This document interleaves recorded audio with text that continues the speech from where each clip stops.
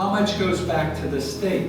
When I went to Congress, we started fighting because Florida was only getting back 72 cents for every dollar in taxes they sent to Washington for gas tax. We were up to 92 cents. My bill now will bring it to 94 cents, guaranteed return. So Keystone, again, I think we could do that and do it safe. None of you know this. I passed a pipeline safety bill. They hadn't done one in years. The president signed it around Christmas time. Castor over in Tampa said, no, we got to do the whole thing or nothing. So Scott turned it down.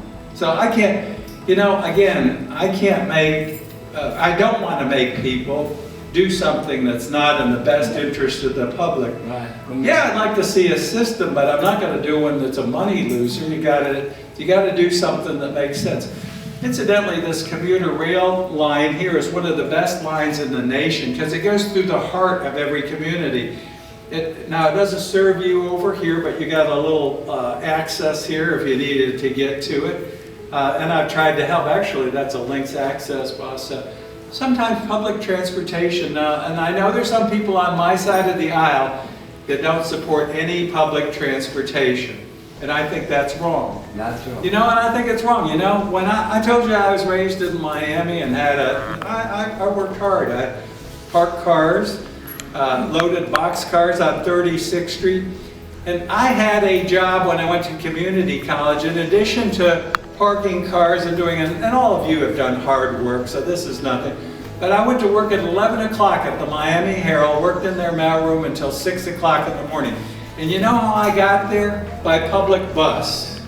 By public bus. Years ago that was quite different from what they came up with, but the 4 counties and then the state of Florida. It's actually a state of Florida project. It's not a federal project. So what I've tried to do is work with them, make sure the money is properly spent, the project is sound.